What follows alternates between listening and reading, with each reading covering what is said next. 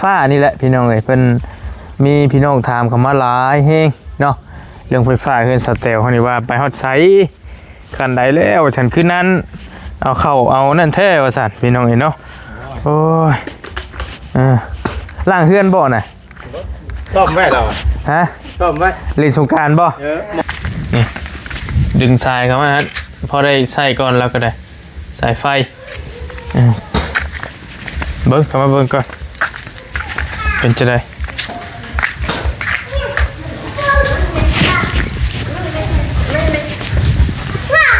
ใช่ลูกจมยังนี่ง่ายมาพี่เบิดเลยประทาบ่เรียบร้อย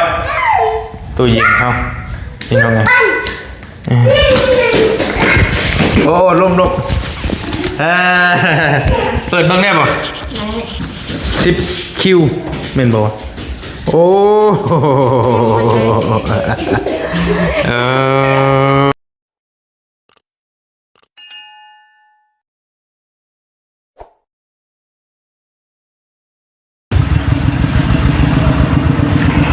พี่น้องกับทักทายเนาะพี่น้องทักทายสบายดีและสวัสดีนะบรรยากาศตอน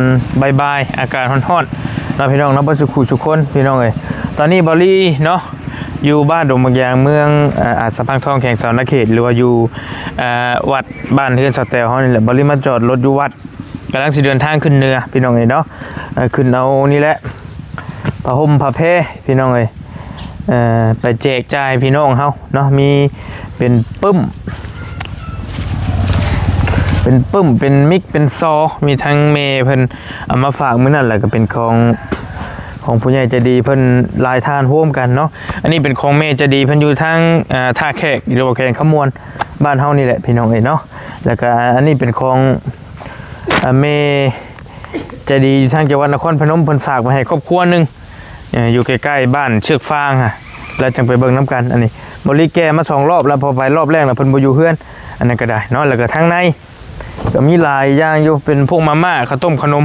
พี่น้องบริจะไปซื้อเอาอยู่พุ่นอีกมีหลายอยู่เนาะเมย์เพิ่นฝากเงินไว้400 ดอลมื้อน่ะแล้วบริเอาไปแบ่งให้น้องเพิ่นน่ะ100 ดอลเมย์เพิ่นให้แบ่งให้น้องที่บริซื้อกระเป๋าไปให้มื้อนั้นแหละยังเหลือน้ำบริน่ะ300 ดอลบริแบ่งซื้อมาม่าแล้วก็เป็นมาม่าเป็นขนมเนาะก็ต้มขนมไปแจกจ่ายพี่น้องเขามาม่ามันอยู่ทั้งลุมพี่น้องเอ้ยเนาะอยู่ร่วมกันแล้วก็สิไปซื้อข้าวซื้อหยังตื่นรถบริเต็มอัดลาดเลยพี่น้องเอ้ยเนาะบริมาแวะเยี่ยมยามเบิ่งเฮือนสแตลเพราะว่ามีพี่น้องหลายคนถามมาเรื่องไฟฟ้าบริโทรหาช่างเรียบร้อยแล้วเหมือนนะพี่น้องเอ้ยเนาะโทรหาทางอ้ายเพิ่นหลังจากปิดคลิปไปแล้วบริโทรหาเราบอกว่าเพิ่นมาหาสแตลแล้วเหมือนแต่ว่าสแตลบ่อยู่เฮือนบัดนี้จักยามได้สิได้มาอีกบัดนี้เนาะแล้วบริสิไปถามสแตลตื่มมาเพิ่นมาเบิ่งเพิ่มเติมรปภพี่น้องก็ถามเขามาหลายเนาะเรื่องไฟฟ้าเฮือนสแตลเฮาพี่น้องเอ้ย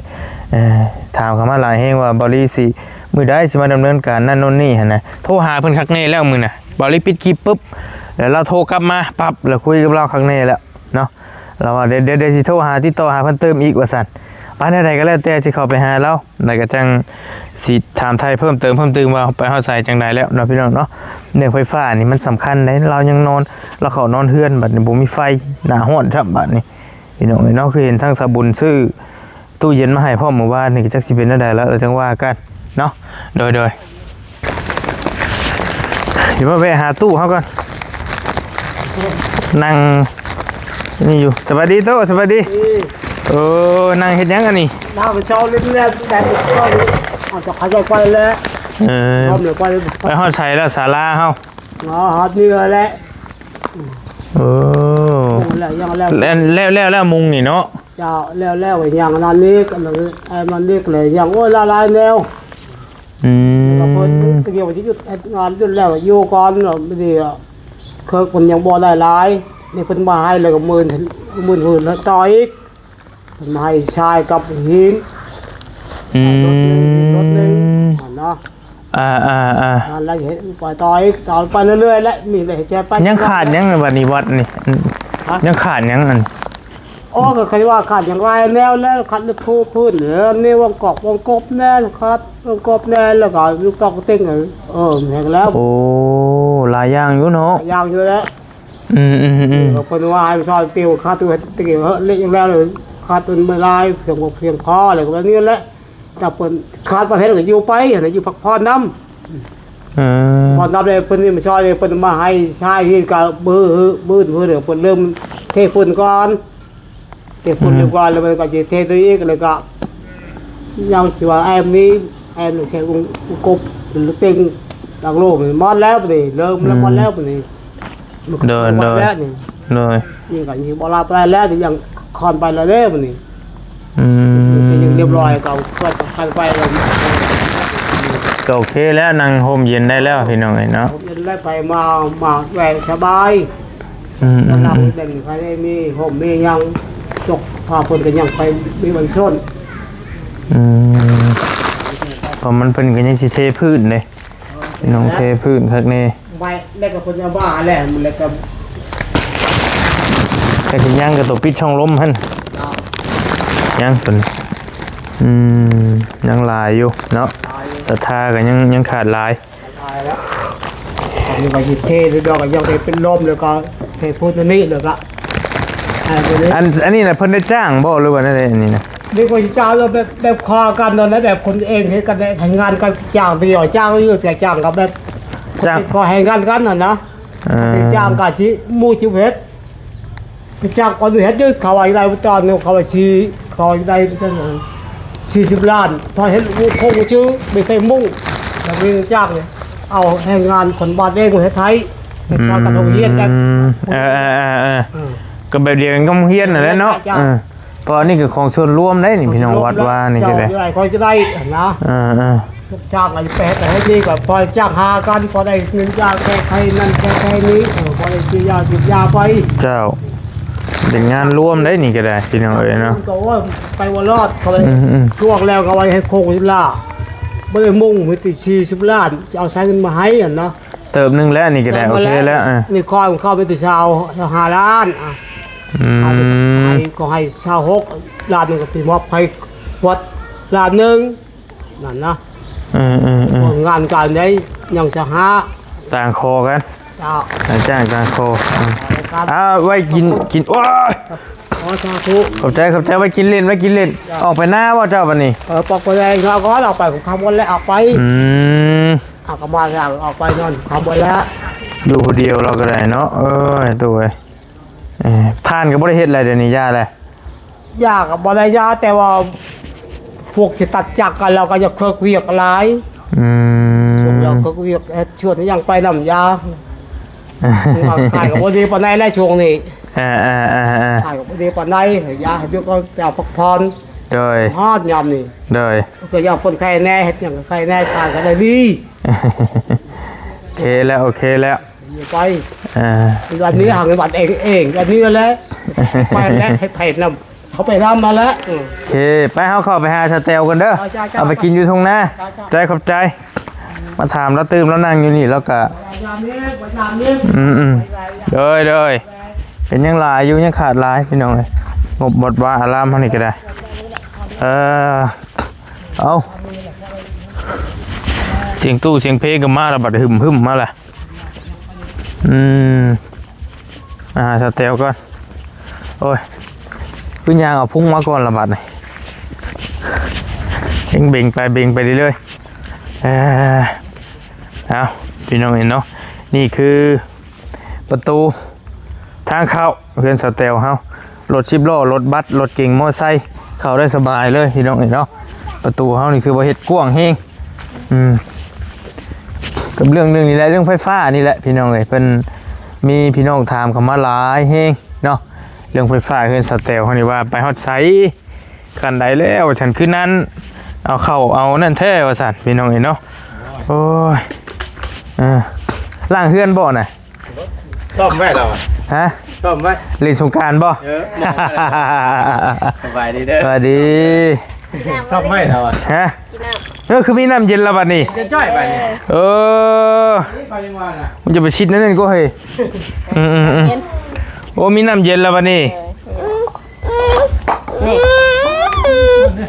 อันนี้ลุงให้อ่ะ1 2ครับไปอาบคนไป เอาหน้ามาลูกไหม ไปอาบไป อันนี้ลุงเก็บให้อ่ะอืม ไปอาบไป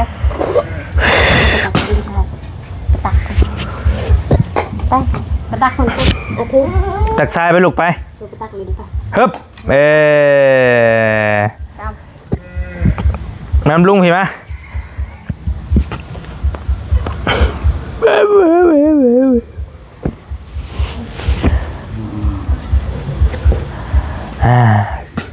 มีน้ำเย็นแล้ววันนี้พี่น้องเห็นเนาะ เลย โอ้ยเรียบร้อยแล้วเพิ่นเอามาให้มื้อใดถ้าบุญซื้อมาเมื่อวานนี่บ่ ซื้อเอง ฮะ ซื้อเอง เอาคือเจ้าไปชื่อเองเผาก็ดอกเว้ยเจ้าไปชื่อเองให้สบุญพาไปชื่อบ่ หมอไปกับร้าน เอาบ่ได้เบิ่งคลิปบ่เลยก็เห็นคร่าวๆดิซื่ออันเจ้าใช้รถไทยมาบ่น่ะ เลย รถร้านอยู่ใช้คนใดน่ะ เชียวบะไล อันเราอันผูกหมูนะบ่ บอ อ๋อเชียวเบาไล่ คนเด็กๆร้าน อืมเท่าไหร่น่ะสเตล 3 ล้าน130,000 3 ล้าน1แสน5,000นี่ครับว่านี่แล้วก็ จักเพิ่นว่า4,000 เรียนบ่4,000บ่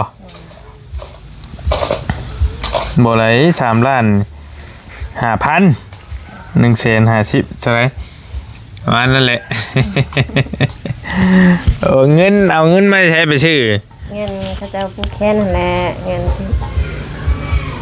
ผู้แค้นแล้วก็เงินผู้ใหญ่เพิ่นฝากมา อืม โฮมไว้แล้วก็เรือไว้ซื้อเขาเนี่ย เจ้า เขายังไม่ทันได้ซื้อเงินแหละ ก็ดีแล้วพี่น้องเอ้ยเนาะเพราะว่า พอมีผู้ใหญ่ทั้งวลีเพิ่นถามมาเรื่องตู้เย็นสเตลหั่น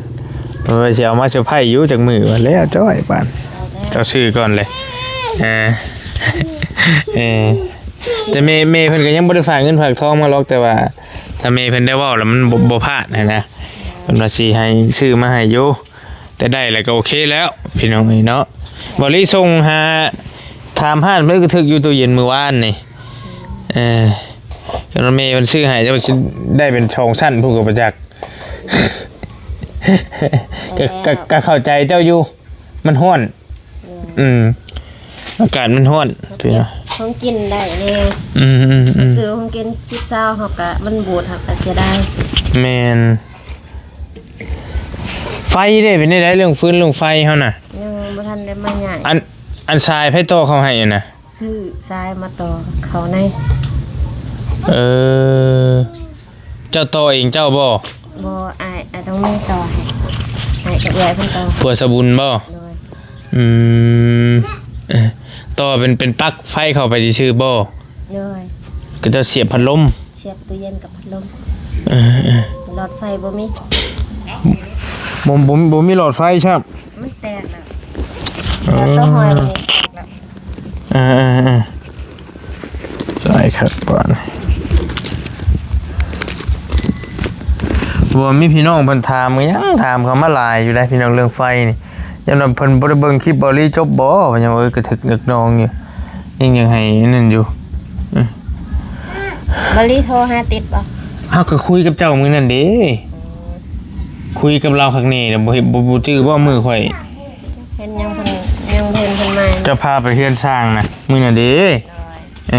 คุยข้างในแล้วพี่น้องเอ้ยบอกว่าเจ้าว่างหรือเจ้าโทรนั่นนี่เด้อให้เพิ่นเข้ามาเบิ่งให้แหน่มันยังสมอยสมีอยู่บัด ยังนิดอยู่ เฮ็ดจังได๋เฮาบัดสิโทรไลน์ก็เดี๋ยวสิว่าโพดอีกแม่นบ่โทรไลน์เพิ่นสิว่าเอ้า เพื่อนกัน ใช่ว่าสิเข้าเบิ่งอยู่เข้าเบิ่งตู้ตู้เย็นอยู่โอ้ยยันมาเข้าบ่ไปจะเข้าเบิ่งในเฮือนผู้ไปบางครั้งมันสิบ่ลิ้นขี้ดินบ่วะเพื่อนไปแห่งหากันละ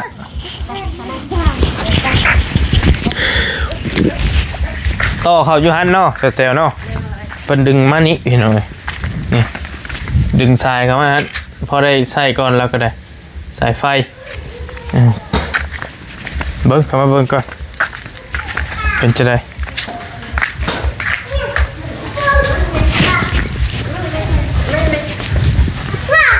ใช่ลูกจมยังนี่ง่ายมาพี่เบิ้ลเลยพอท่าบ่เรียบร้อยตู้เย็นเขานี่น้องไงโอ้ลมเปิดบ้างได้ป่ะ10 คิวเมนบอลโอ้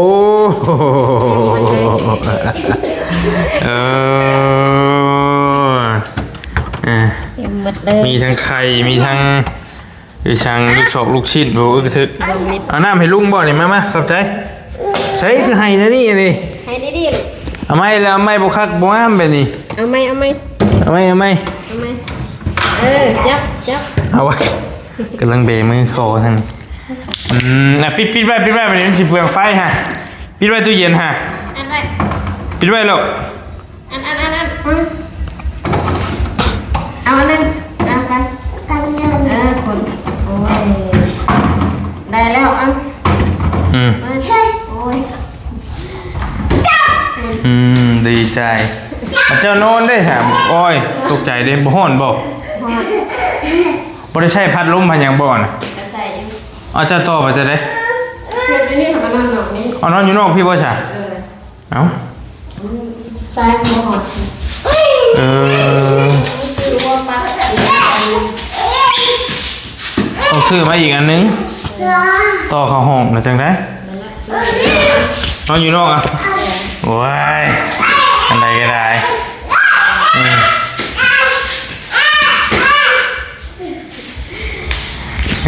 จะเป็นดีมุกดีใจแก๊สเรานี่ใหญ่กว่ามาในแล้วเป็นโซนเงินครัวอยู่ในตัวนี่เลยเนาะ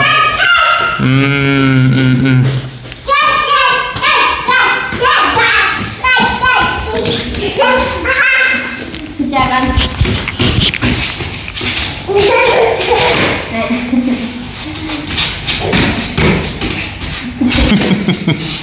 ยาเพิ่นมาเพิ่นอารมณ์ดียาเพิ่นเนาะเดี๋ยวสิของขึ้นดิ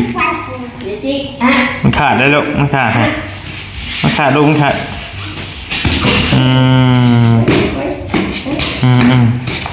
ฮ้อนนะพี่น้องขับมาเพื่อนก็ยังฮ้อนคือเก่าอยู่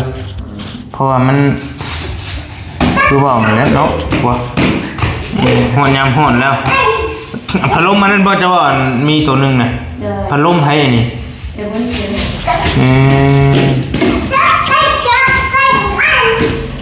พัดลมน้อยพี่น้องพัดลมน้อยตัวหนึงโอ้ยเนาะสาดเพิ่นเอามีแต่เพิ่นมาก็ถามเพิ่นเติมในเด้อสเตลเด้อเรื่องเงินไฟฟ้าเฮาน่ะก็ถามรายก็คือว่าโพดอีกเนาะคือว่าหั่นแหละว่าจริงๆมันว่าคำเดียวกันน่ะสิแล้วแหละพี่น้องครับวันนี้เดี๋ยวเบิ่งไปเบิ่งมานี่ช่วงสิได้เอาบ่ดื้อก็เฮ้ยนี่ ยาวบัวเด็ก โอ้ยหยอกสิกันเลยเฮ้ยย่านได้แท้ให้บ่ซั่นพี่น้องเอ้ยนึกว่าเพิ่นบ่เพิ่นสิบ่ย่านเอาดีเพิ่นยังย่านบาดลุงเฮ็ดหยอกซื่อๆเฮ็ดหยอกจังซื่อเนาะ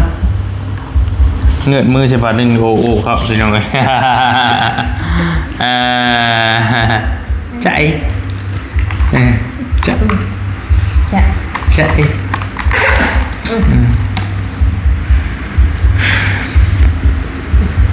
แก้นั่นหายก็เติมเท่านึงเนาะตั้งแต่บ่ติงชื่อมาบ่แม่นบ่ ในเทือที่สอง คือเติมไปก่อนเท่านึงแล้วบ่ กระเติมเท่านี้ อันนั่นแหละเธอแรกเนี่ยเอา เติมแรกนะ เธอแรกโอ้หลายเดือนแล้วนี่พี่น้องเนาะอยากอยู่เราจะอยู่สะดวกสบายแล้วบ้านนี้สบายบ่ได้มีหยังมารบกวนหรอว่าสบายอยู่เนาะพี่น้องรับสบายบ่ได้ฟันดีนะใดบ่มีแต่ฟันไล่บ่ ฟันลายก็ว่าฟัน โอเคแล้วพี่น้องเนาะอย่า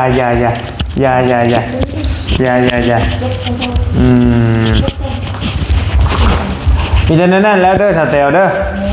บ่มีหยังหลายมาเวะมาเยี่ยมมายามพี่น้องสิขึ้นไปเซฟโปนก่อนสิขึ้นไปเวียกไปงานอยู่พุ่นแหละก็พี่น้องเพิ่นถามเขามาหลายเรื่องไฟฟ้าเลยแวะมาเบิ่งพี่น้องก็ยังอุ้ยบ่ได้ลึกดอกบ่ให้หยอกเลยซิมุมมัมบุ้มบัมมาขอนะขอได้ไหมวายดื้อแท้เหยเนี่ยพอรีเบิ่งส่งนี่คันว่าบ่ได้ก็ต้องได้จ้างกับเจ้าเอามาดึงเขาให้พี่น้องเจ้าก็บ่มีไผเป็นติคนในบ้านนี่เชี่ยวชาวก็บ่มีไผเป็นเรื่องไผบ่แล้วน้องชายค่อยได้อยู่บอกคำต้องหาแล้วคนว่านั้นก็ได้มันไปบนก็ได้ฮะไผอันภูเขาไฟนะท่านเราชีว่างนะงานเราก็บูดดอกไปเฮ็ดหันเฮ็ดนี่อยู่แต่ละมื้อน้ำมันตะบุญทำมาเห็ดเองมาเห็ดได้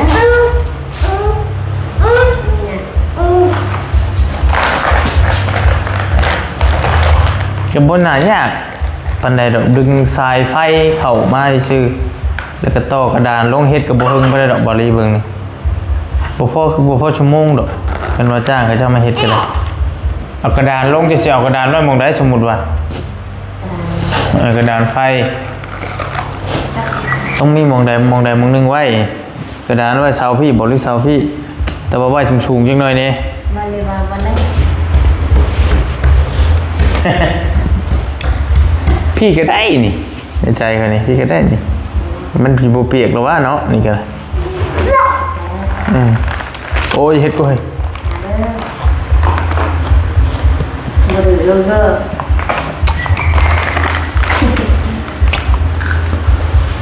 อ๋อยาพูดใช่แม่ไหมให้แม่ใช่แม่ใช่แม่แน่เบิกเห็นลื่นแล้วเห็ดพุยใช่ครับแล้วเริ่มลื่นแล้ววันนี้เมาแล้วแม่ตัวเองเห็ดเมาใช่ไหมแน่เพิ่นลื่นแล้วเห็ดไปแล้ว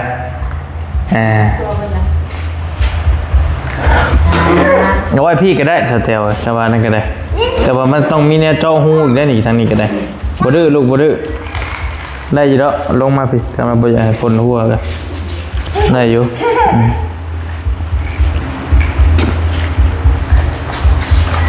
กันแต่กับแนวกับเจ้าหมักนั่นแหละได้คือกันแต่คันสิว่าพี่ก็ยันว่าเป็นบางทียันผลพระนะมีฉีดซึมได้ทางนี้ก็ได้อนาคตเนาะมันลมอย่างเงี้ยมันตีเขาไม่สลานี่บ่นี่โอเคอยู่นี่แถวนี้โอเคอยู่ระหว่างกลางฮะไปเอาขนมน้ำรถลุงไปบุญมีอย่างมาฝากได้ปะไปขนมก็มีไปอยู่วัดไปสิไปป้าแล้วไปเอาเล่นเฮ้ยไปแล้วมันสิคำเลยหมากนี่ก็หล่นมาแล้วจะได้กินดอกนี่เนาะโอ้ยพี่น้อง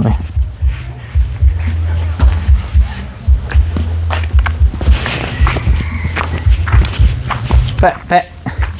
เอาเพาะแปะมาคือเพาะแปะเริ่มลื่นเลยพุยขนมใช่กันนึกถึกบาทประตูเราก็ยังใช้ตัวนี้กั้นเราคือเก่าเป็นยังไงเนาะจะใช้ไปแล้วชั่วคราวก่อนสามีเงินมีทองก็จ้างกับเจ้ามาเฮ็ดใช่ประตูก็เลยเฮ็ดจะได้ย่อมหาว่าคือสแตนประตูกว้างเฮงเป็นยังไงเนาะค่ะเล่นเบิ้งรถนี่ได้เฮ้ย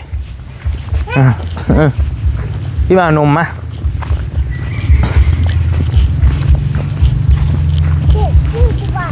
จูจะไป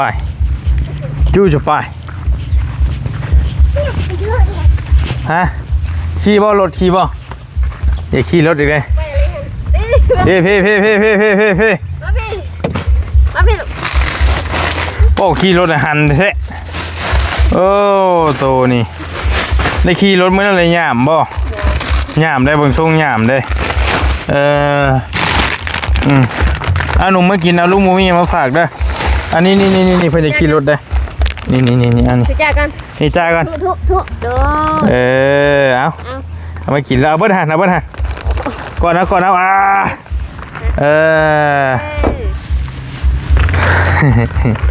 นี่บ่ให้อีกขอบใจได้บาลี ขอบใจได้หลาย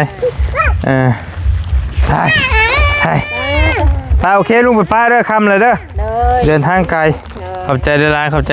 เตลมีอะไรก็ทักหาเลยเด้อแต่มันหึงมันเยิงลายก็ได้เนาะยากแล้วพี่น้องห่อนแล้วไปก็ได้อักษาบ๊ายบาย see you again tomorrow แกไว้ยัง โบจัก เห็นกันเจ้าว่าไปสิไปโอเคพี่น้องบอลลี่ขอตัวเดินทางก่อนไปกับประธานป้อง2 คนมานี่ก็ได้เนาะมาแวะเฮือนเบิ่งบ่เรื่องพื้นเรื่องไฟกับเฮาเว้าก็ได้แต่เว้ากันซื่อๆนี่แหละแต่ว่าเรื่องโทรน่ะบอลลี่โทรแล้วสิโทรอีกบัดเดียวเพิ่นสิว่าอ้าวคือจังว่าจี้กระดักกระโดดหั่นน่ะโทรไปบอกแล้วมื้อนั้นก็ได้เนาะเฮ็ดจะได้พี่น้องเอ้ยก็ย่าแล้วเราต่อไฟเราต่อปลั๊กเข้าแล้วมีแต่เอาปลั๊กมาเสียบต่อแล้วก็ต่อพัดลมแล้วก็ดึงมาห้องแล้วคันเรายังนอนห้องก็ได้อยู่ดอกสแตลก็ได้รอไปก่อนเนาะถ้าว่ามันหึงอีหลีก็